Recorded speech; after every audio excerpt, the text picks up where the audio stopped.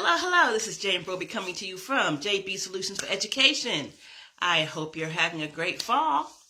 I'm here today to talk about those two big words, presuming competence.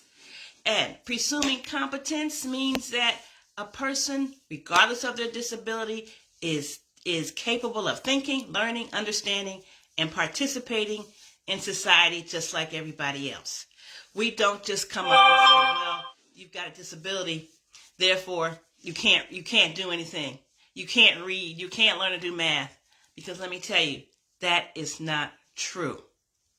So, an example of a school not presuming competence is when an IEP team decides to modify a student's curriculum significantly just because a student has a disability without considering their actual ability to perform at grade level. And I have been in this position before.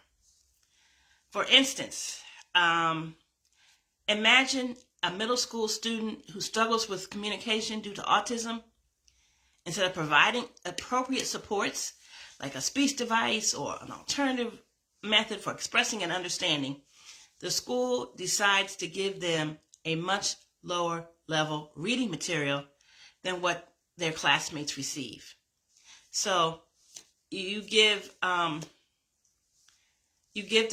seventh grader, the regular seventh grader, Harry Potter, but you give the autistic child in seventh grade, Duck Duck Goose to read. Not appropriate. Maybe what you could do is give the seventh grader who has some autism and needs extra help, give them the tapes for the book. Studies have shown that it doesn't matter if you read the book or you listen to it on tape. It's the same thing. The child is going to get the same, or the person is going to get the same out of it, whether or not they're reading it or they're listening to it on tape. Also, you have to make sure that the person that doesn't talk and has autism and has a method for explaining the book.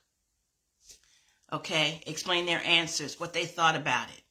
That's all it takes. It's not really that hard. The school system and the teacher have to be committed to it. That's all it takes. Because when they decide to not to give the person books on their reading level, or on their grade level, I should say, then this keeps the student from being challenged, gaining new skills, and limits their potential. I went through this when my son was particularly in middle school. And we had all these IEP meetings and these behavior meetings, and all these arguments and discussions, and and the only thing they could offer, he was having behavior issues, was, just make the work easier. So,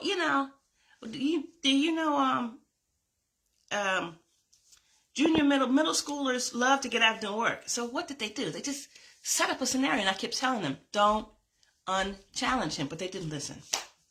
But he left that school after a while because they weren't really doing what they could to challenge him, because the assumption had been made he's autistic, and he doesn't talk, he's nonverbal, and he probably doesn't know anything that's going on, which is the farthest thing from the truth, but that's what they decided. So, like I said, this approach undermines the belief of presuming competence that the student can learn and grow like any other child, like just the rest of us. They learn stuff just like the rest of us. They have different learning abilities. So, missing something here. I can help you with this situation if you have it. Give me a call at 703-606-7963. And we can set up a a consult, and the first one will be free, and I can discuss with you what you need to do for your IEP, what you need to say when you go into that meeting to make sure that the school is presuming competence.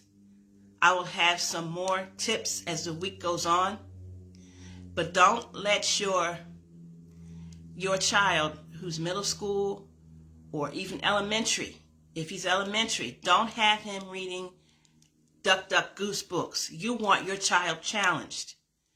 And if you give me a call at JB Solutions, we can fix that. We can do our best to get your child going.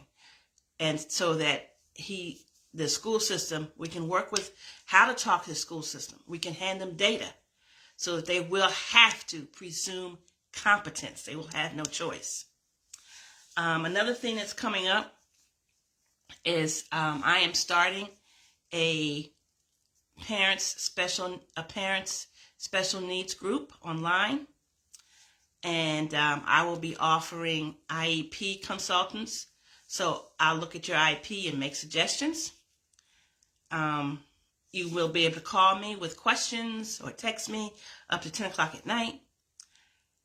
Hi, Tanisha. I have homeschool curriculum support. So if you're doing homeschooling, I'll help you with picking curriculums. I'll help you with homeschooling teaching methods. I know sometimes parents say, he's not learning this, but it just might be the way you're approaching it. I'll give you if you are homeschooling, I'll give you a discount on a homeschool evaluation at the end of the year. I'll offer communication support for kids who are diagnosed as nonverbal and non-speaking, like my son. And you'll meet other parents with special needs kids. And it's going to be a nice group, and I hope you decide to join. If you think you're interested, I'm trying to finish up the